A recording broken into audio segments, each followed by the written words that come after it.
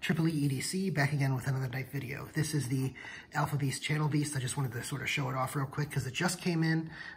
So happy about it. But this is the top 12 knives of 2019. A couple ground rules. We have to make sure these are knives that came out in 2019, or at least were mass produced in 2019 and became publicly available this year, or last year at this point.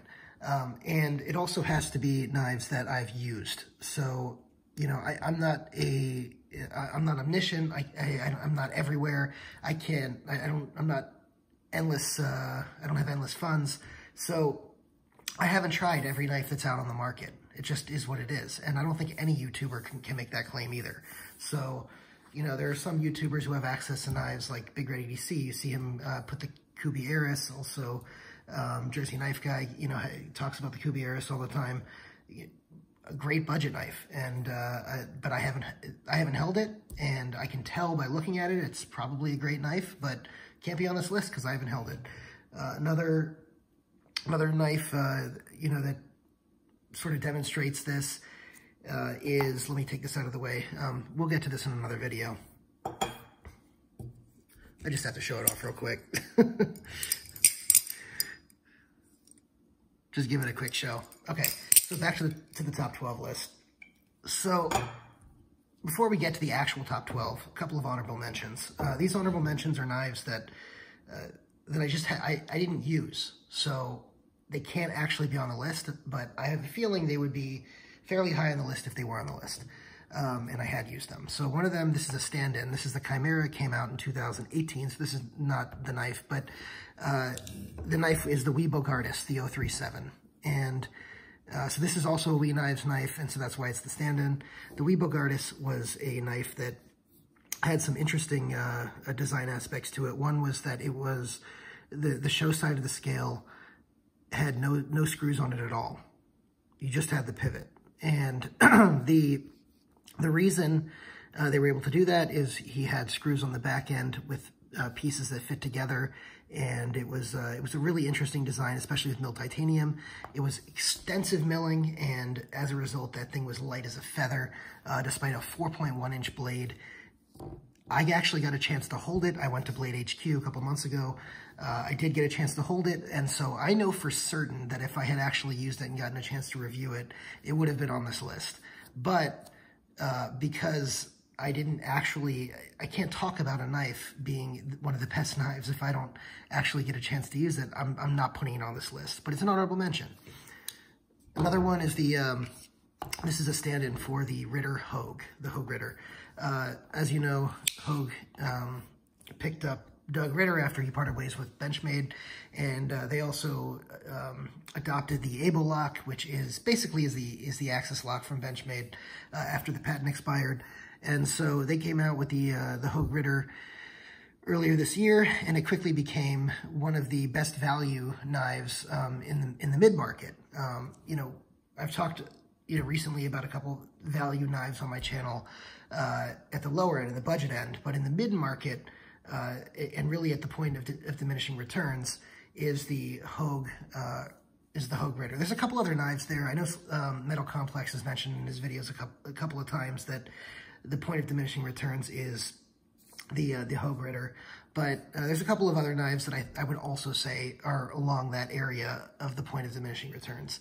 And maybe it's a little bit past the Hogue Ritter, but in any event, I'm pretty certain that would have been on the list. So both the Bugout and the Hogue Ritter probably would have been higher than, let's say, 6 here, maybe 6 or 7. So just be aware of that. All right, so let's talk about the number 12 knife. It's the Chavez 229. So this is the production model of the 228.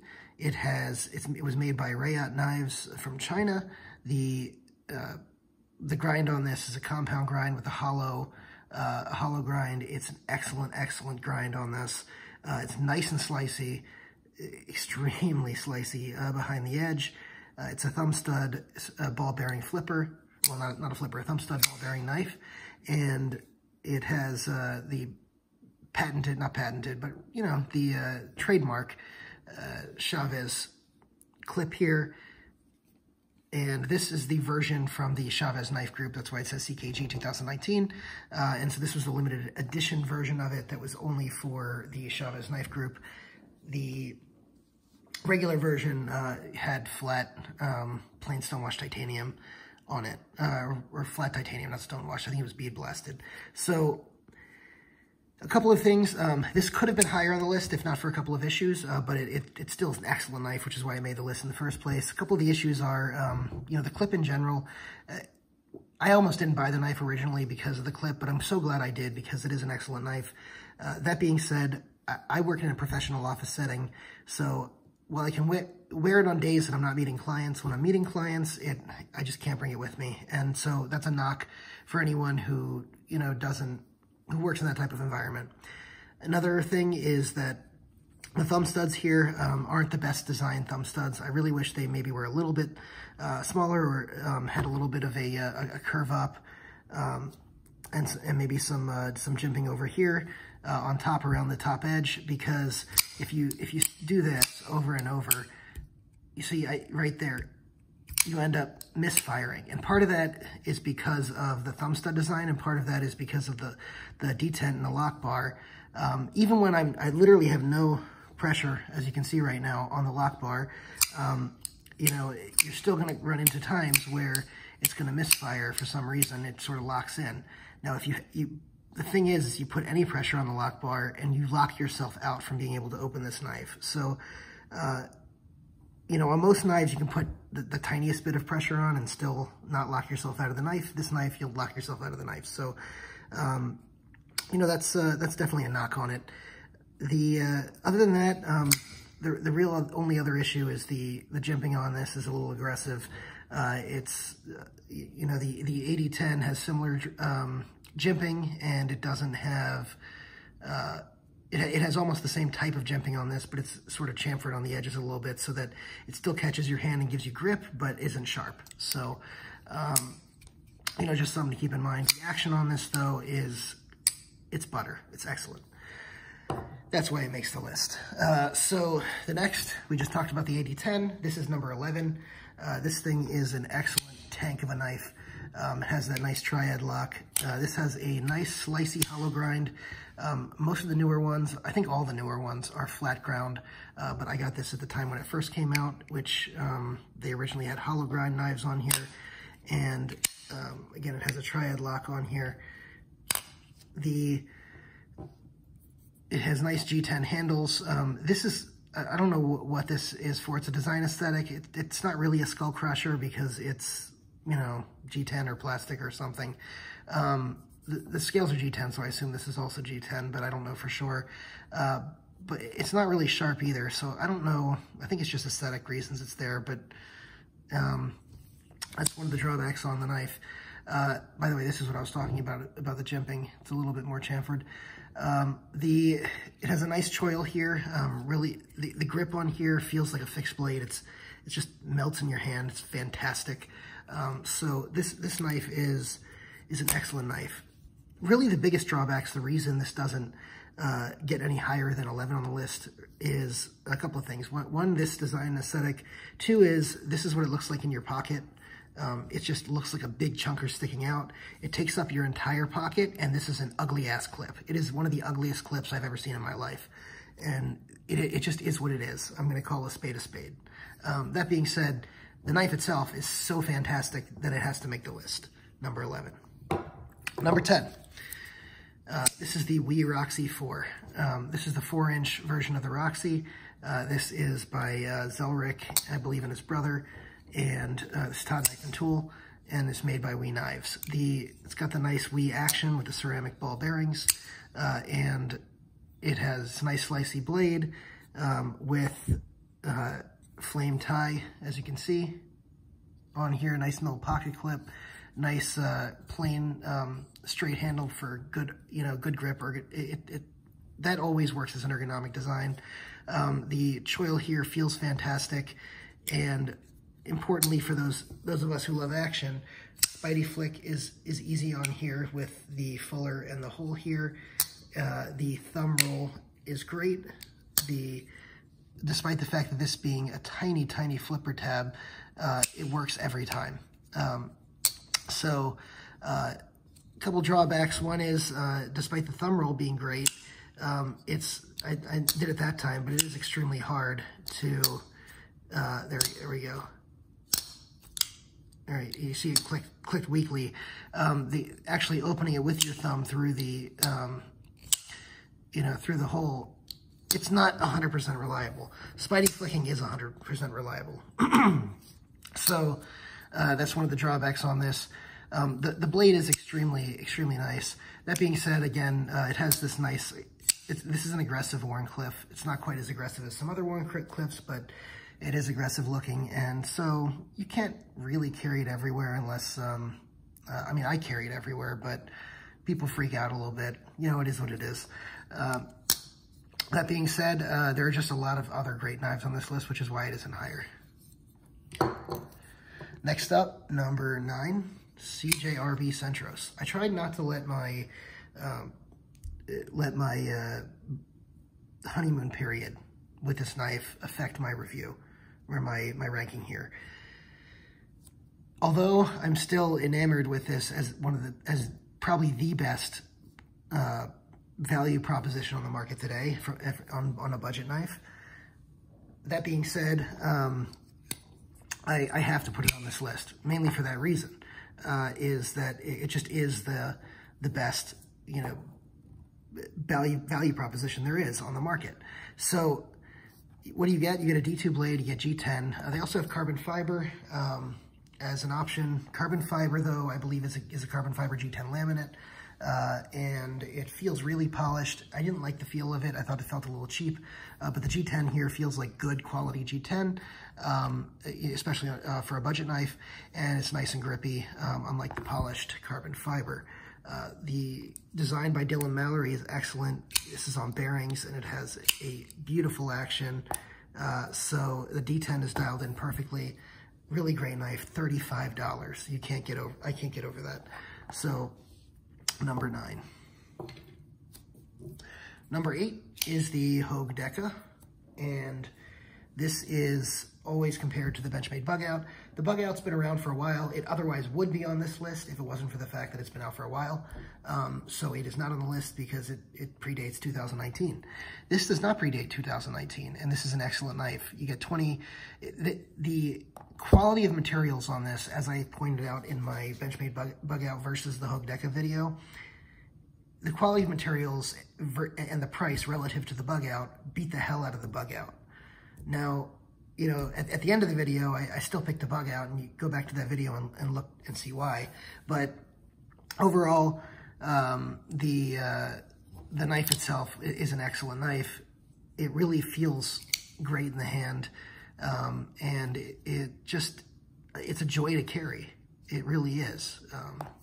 It's an excellent knife. I was glad they came out with the Wharncliffe version. However, normally I would rush to pick out a Wharncliffe version. I don't like the modified Wharncliffe that they came out with. I'm debating whether to pick it up. If any of you guys have the Wharncliffe version, drop a comment below. Let me know how you like it, and how it compares to some of your other Wharncliffes in use. Excuse me. So that is the number 8. So now number 7, the Benchmade Super Freak. This came out right at the beginning of the year, probably the first knife of the year that I got. This is it's M4, coated M4 steel. As you can see, it cleans up nicely, despite the fact that I've had plenty of use with it. It has the really attractive red and gray, red and black sort of Deadpool inspired colors, and it's got this nice G10. It really feels like a premium knife, despite the fact that it's got nested liners, and which you can see from that screw. This screw and the corresponding one on the other side hold in the liners, so that's how you know there's nested liners. So cartridge liners, I should say, is what they're called. But this is really great. I really enjoy carrying this. It really is great ergonomically in the hand. The M4 steel performs beautifully. It's heat treated well. I know Benchmade's gotten some flack for some of the heat treating on the 3V with the Benchmade Bailout, which is another 2019 knife that didn't make the list. By the way, the reason the Bailout didn't make the list is not the heat treat. I actually have no problems with the heat treat. I've been fine with that. But you know, this knife itself is excellent. I can't. If someone came to me and asked, you know, what is a good Benchmade to start with, if they're not really looking at the Bugout, you know, or the Griptilian, actually, I'd probably recommend this over the Griptilian, if I'm being honest. This in my mind, I may have done a video on it, I may not have, but this in my mind is a Griptilian killer. You know, maybe I change that mind if I get the Hogue Ritter in at some point, but for now, that's what it is. So anyway, this is number 7. Number 6 is the Hinderer Full Track. Now this one is Battlefield Pickup, so obviously you're like, well, Battlefield Pickup came out in 2018-ish. How is this on the list? I believe this version of it came out for Blade Show or something, and the knife itself didn't become widely available to the public until 2019, as far as I can tell. I got into knives a little bit after this, or got into buying a lot of knives a little bit after this. So, you know, I wasn't up to the Hinderers yet at that point, and so I wasn't really paying attention. But I do believe this was mostly widely available in 2019 based on what I could find online. So it qualifies for the list. A couple of things, it's a great full-size knife. It has beautiful action with the tri-way pivot. You can Spidey flick it. It's hard to do under the camera. Obviously, I'm not doing well with it, but you can Spidey flick it. There it goes. But the fuller's not deep enough or wide enough really to make it every time, as you saw. The flipper tab it protrudes a lot, so you know, yeah, it could go with a smaller flipper tab, but it causes the knife to be able to fire hard every single time, which is great. It comes with the backspacer tool, so the backspacer comes out and is actually the tool that you use and it has 2 different sizes on the end of here, as you can see, to deal with the different size screws on here, and then it fits right back in, right there. So that's the big innovation on the knife, and it's frankly an excellent innovation. So good job on that, Rick Hinderer. So I really love this knife. I know it's a little big for some people. The ergonomics on it are just okay. As you can see, you know, it sort of forces your 2 fingers into here and your other 2 fingers here. It's okay. And also, you know, the fact that there's a dip here and some jimping here, you know, the ergonomics on it aren't perfect, but I really like using it. And especially when you choke up on the choil and have to use it like this, the blade is excellent.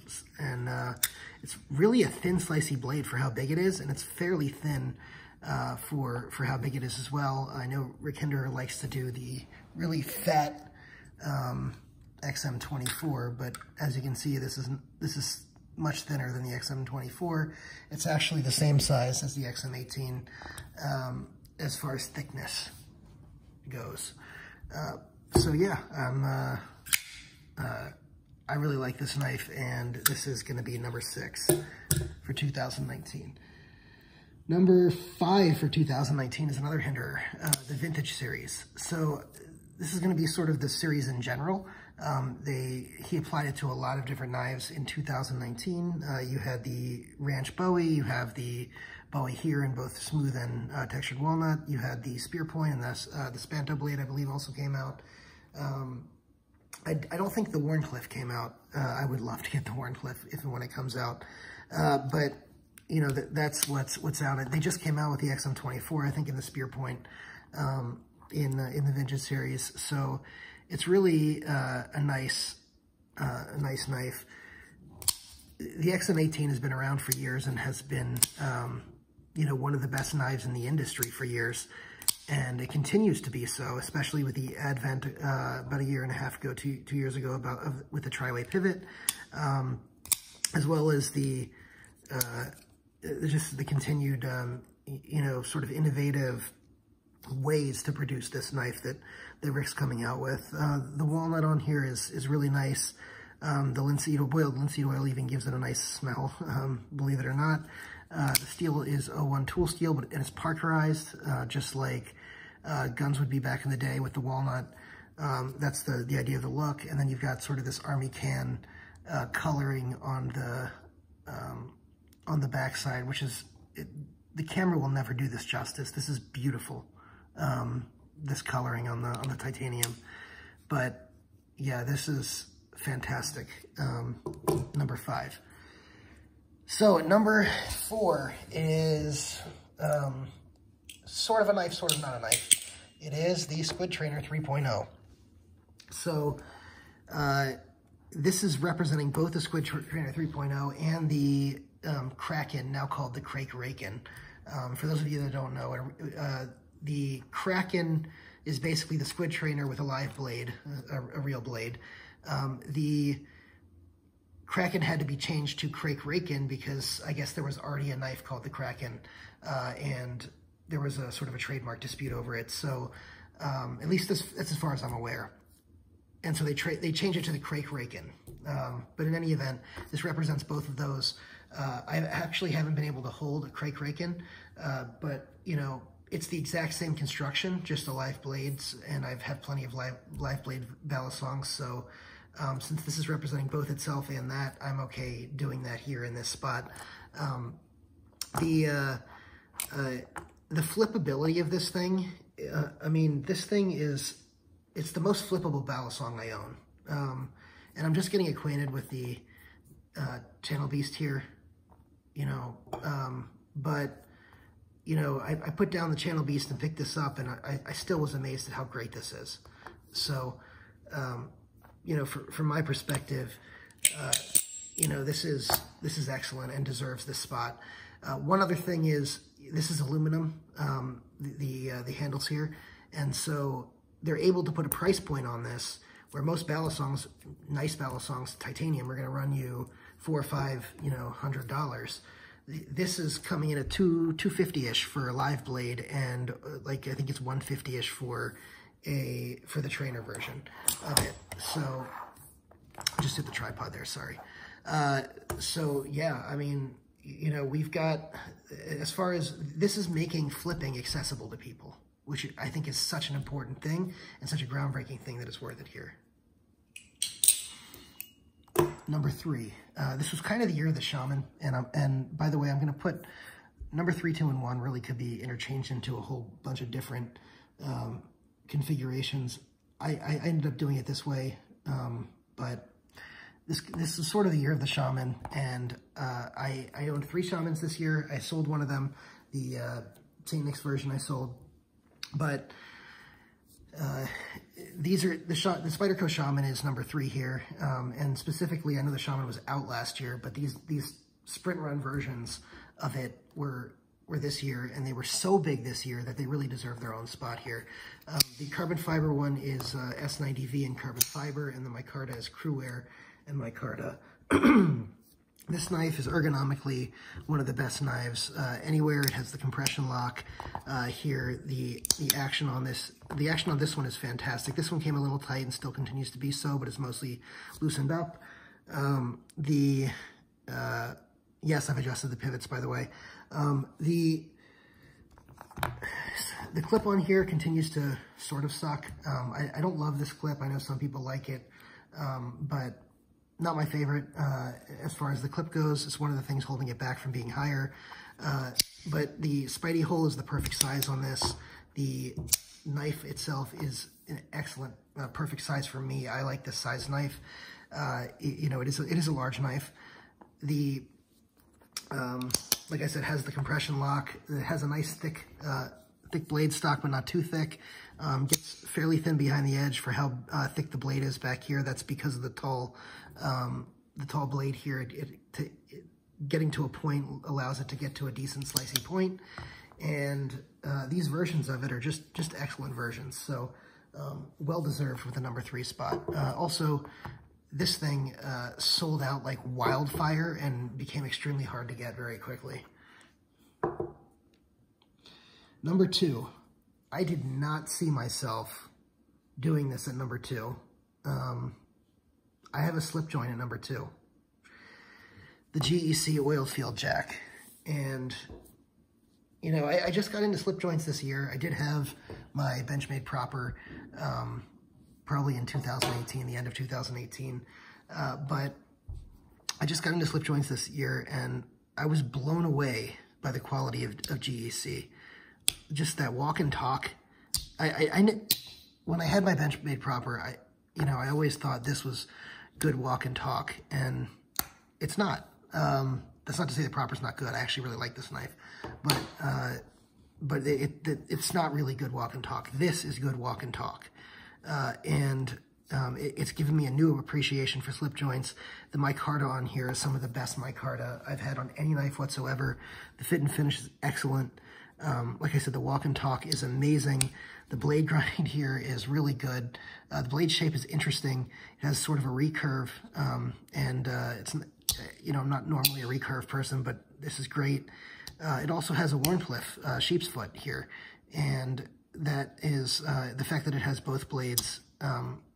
You know, is excellent for me. It gives me a couple of options that I can do for different tasks, and I'm not normally a person that thought I would ever like 2 blades or a slip joint, but this thing, it blows me away every time that it's in my hand. Every single time. I almost put this at number 1, but because of, you know, fidget factor, this is not quite as much fidget factor. I had to put something else at number 1, and surprisingly, it's not the most fidgety knife I own either. It's not even close to being the most fidgety knife I own, but I really tried not to allow the honeymoon period to destroy me being able to give an unbiased opinion, but I couldn't not put this at number 1 after being blown away by it, which is the TRM Atom. And look, I've had this for a week, so maybe the honeymoon period is over and I do an update video and say, you know, I shouldn't have put this at number 1. But for now, this is another one that blows me away every time it's in my hand. It's so light. It is so good, you know, machining, fit and finish wise, that it deserves it. Despite the problems I pointed out with it, I actually pointed out several problems with it. The fact that it's a little sharp right here, despite the fact that I like to do this, it rubs against your finger. I pointed out the fact that the pocket clip doesn't match at all any of the hardware, which is a problem. The fact that the screws are not recessed, even though the pocket clip itself is, which is part of the issue is the thinness of the scale and the fact that it's already recessed into the scale. So it probably couldn't be, but I'm just, you know, it is what it is, part of the design. The fact that the hardware is plain, and the fact that the thumb studs are, I don't love the thumb stud design. Despite all of those things, the action is so smooth, it feels so good, it is so light, it is so easy to carry, the blade shape is so good, you know, and the steel is great, the micarta feels great. Again, the micarta came a little too polished for my liking, but it seems like the polish wore away as my hands oiled it, and now it's my, you know, it's my near ideal micarta feeling. This is probably my ideal micarta feeling. The micarta on this is very, you can almost feel like every fiber in here, and it's probably a little too much, if I'm being honest, but just to give you guys an update. Obviously, I like micarta since all 3 of my top 3 knives are micarta, but yeah, this really blew me away this year. I got this knife thinking that I was going to do a video on how overrated it was. I really did, because it's just so simple looking that I thought to myself, it can't be that good, right? And then I got it in hand and I thought, well, this really is pretty good. But you know, I'm going to get tired of it, and it's still too simple and all these other things. And then just the more I carried it, the more I realized I didn't really want to carry anything else. And that's how I knew that I needed to make this number 1. I have a pretty steady rotation where I just you know, carry different things, and it's not really a set rotation, but I just look at something and I'll carry something else, and I rarely carry the same couple of knives 2 days in a row. This hasn't really left my pocket. That's how good it's been. So, yeah, your winner, number 1, 2019, is the TRM Atom. So, thanks so much, guys, for watching. I know this has been a sort of a longer video. I didn't expect it to be a 30-minute video, but go ahead and drop a like. Before I exit the video, don't forget I have a giveaway going on. Go back. It's the Slicey Dicey appreciation giveaway video. It's about 2 or 3 videos back from this one, and you know, I'm giving away Para in that video, so go check that out. But in the meantime, like this video, leave a comment, let me know what you think. What would your top 10, 12, 5, whatever you want to put down, what would yours have been for 2019? And let me know in the comments. Go ahead and subscribe to the channel and hit the notification bell so you get all of my content. Thanks so much for watching.